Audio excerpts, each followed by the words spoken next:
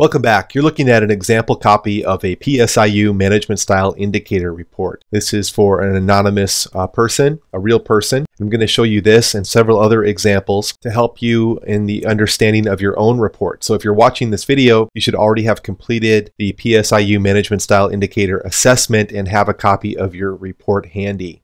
Main thing to keep in mind here is that each of us has a management style. While we can modify our general style depending on circumstances, when we step out of our natural style, it tends to cost us more energy than when we operate within our strengths. So for example, imagine you're a highly innovative entrepreneur and you're forced to do the bookkeeping for a week. Well, certainly you could do that, right? You could adapt your management style to do the bookkeeping, but it would be a tremendous cost. Or be a cost, your tedium, effort you have to put forward, that kind of thing. It would feel like an energy loss. You can compare that with someone else whose management style is naturally adapted to doing bookkeeping, like your accountant or your bookkeeper, and they would thrive in that task because it's a natural fit for their management style. Well, it's because of this energy cost and natural fit that most of us express a fairly consistent set of characteristics that reflect our usual way of managing our life, managing others, managing situations. And that's what this report reflects. Before we dive into the actual reports, I want to point out something. Oftentimes when we take an assessment like this, we look for ways that it's inaccurate, right? Those questions,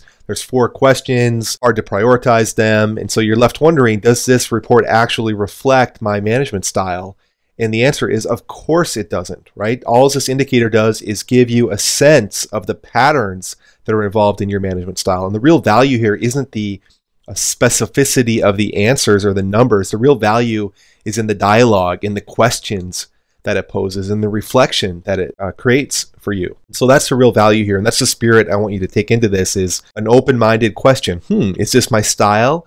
What does that mean? How can I adapt my style? Do I want to adapt my style? And how can I better meet the needs of those around me? So now let's dive into the report. The first thing I want you to notice is that there's a summary table right up front, and it shows each of the 4 forces. Producer or producing force is that drive to accomplish the daily, weekly work. The stabilizer or stabilizing force is that drive to bring order out of chaos, to make things efficient, accurate, controllable, repeatable. The innovating force or the innovator is that drive to find creative solutions to complex problems, right? To drive forward change and innovation.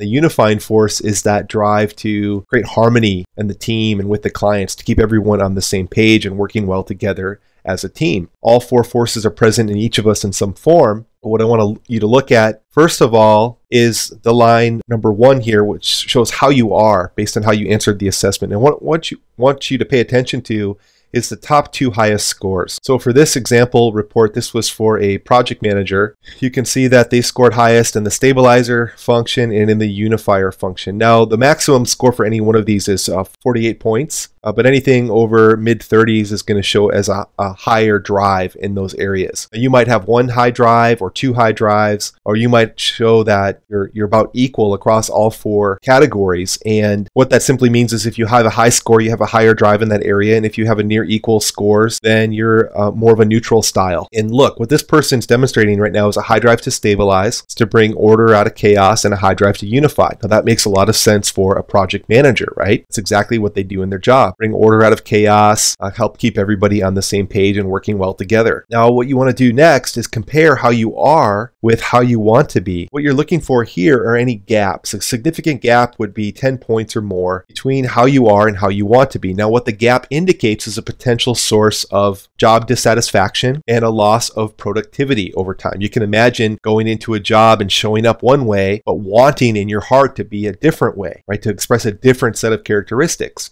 In that environment, it would be very hard to maintain a high level of productivity and job satisfaction because you're not getting what you want. And so what we want to pay attention to here are any gaps like that. And what I notice is that there aren't any gaps. There's almost a direct correlation with this person between how they are and how they want to be. So what that tells me is that they're happy in the actual functions of the project manager role. The next thing I want you to do is look at how you are perceiving others want you to be. Now, others want you to be could be your boss, your peers, your staff, the clients, all the different influencers from the environment. Now, look, here's a big gap. Their person's picking up a high drive to produce from the environment, and it's about 10 points more than how they're currently showing up and how they want to show up. So that's a pretty significant gap. What's happening there is probably this person's under a lot of pressure, a lot of short-term time pressure to get the daily, weekly work accomplished. And from their perspective, the environment would trade out a little bit of their drive to innovate, a little bit of their drive to unify, and a little bit of their drive to stabilize in order to get more productivity. So there's just a feeling here of, I don't care what you have to do, but get it done. And probably the environment doesn't appreciate or recognize the level of stabilization that's required and the level of unification that's required to do this job well. So how could you help this person? Well, first of all, you want to have a dialogue with them and see, is this true? Are you feeling a lot of pressure? Are you behind the gun to accomplish the daily, weekly work? And how can we support you? Right now, you probably want some pressure on them to feel under the gun, right, to accomplish the daily, weekly work. But does this person have a good process to follow, right? Does the rest of the team understand what's really required to accomplish project management and produce high quality results for everybody? That's how you might help that person. Now I'll scan the rest of this report just so you're familiar with it. Page 2 shows how you are as a chart, and the next page compares how you are with how you want to be. Now look at how this person is so closely correlated that you can't even see any gap. They're almost identical. But on the third page, that's where you can see the gap, right? There's from how you are, how you want to be compared to how others want them to be, there's a pretty significant gap of about 10 points or more in the producing force. And that indicates just what we talked about. This is a record keeper. So I imagine it's a high stabilizing force, and let's take a look. So how they are, we look for the top two biggest forces. Looks like stabilizer and innovator. So that's interesting to me. I wouldn't expect to find that in a record keeping role. And what that means is they're spending most of their time and energy, although it's near equal, trying to bring order out of chaos and to find creative solutions to complex problems. Now we go to how you want to be, and we look for any gaps. And I can see there's a pretty good gap here, the producer, and a pretty good gap with the innovator. Now what could that mean? Well, let's see here. They're obviously under a lot of pressure to get the work accomplished, so they're really feeling under the gun. And they'd really prefer to not have to think about creative solutions to complex problems. So if I saw this, what I would imagine is that this person is dealing with a complicated, complex environment, and they have unclear direction. And how they're picking up others want them to be is, really, really behind the curve. They're really aware that they're not meeting the needs of others in the environment, and others aren't recognizing the same need to stabilize that they are. They're also not recognizing the same need to innovate. They are appreciating their ability to unify. So how might you help this person? Well, what I would do is sit down with them and figure out what's so complicated here. What is the creative solution, optimum solution that we can bring to this process? I'd also look to help them create more efficiencies in their job so that they can be more productive.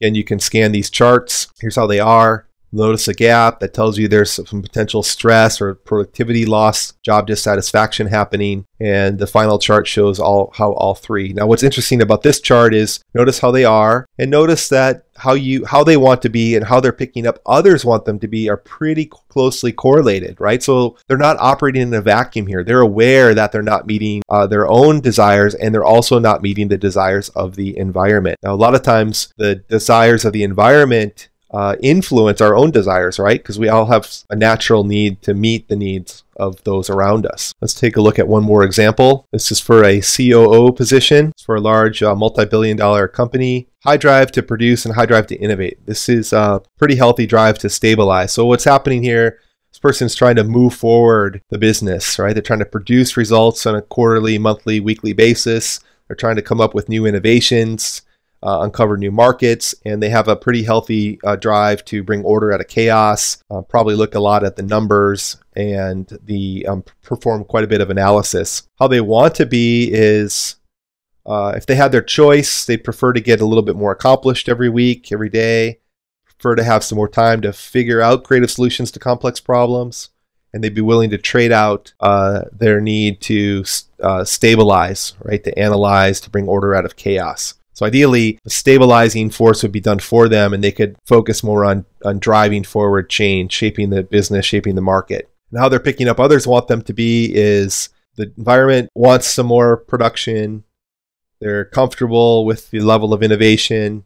big gap here. Notice in the stabilizing force that there's a big gap between how they are and how the others want them to be. And what that tells me is that if this is a COO position, that the CEO is probably highly innovative. And high innovators usually don't appreciate the level of detail that's required to execute on their vision. So that's showing up here in the chart. And also what's showing up is a higher drive to spend more time with the team, keeping everyone on the same page. And that also this person seems highly valued from the environment, right? They're valuing their need to produce and innovate and unify, and they're not picking up the same need to stabilize that this person is. So how can you help this person if you saw this report? Well, you first sit down with them and see if this is true, feels accurate, and maybe it's not a problem. Maybe you can find ways to help with the stabilizing, with the efficiency. So it might be more timely, more accurate information, or better processes or systems so that this person doesn't have to spend as much time dealing with that.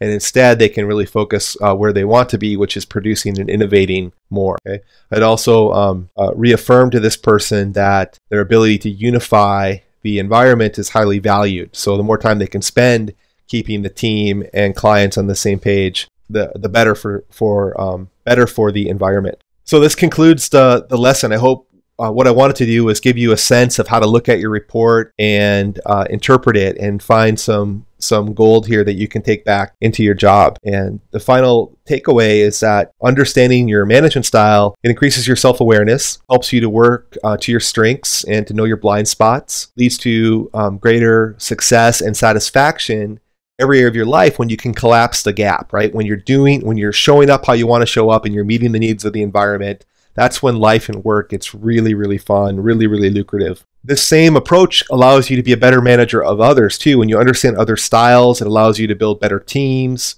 to form stronger bonds, to better influence the people around you because you're understanding their force, you're judging the force, not the person, you're giving them what they need, and create win-win situations and avoid unnecessary or destructive conflicts. So if you're experiencing any challenges in these areas, applying the PSIU model will help you quickly create the breakthroughs that you've been seeking.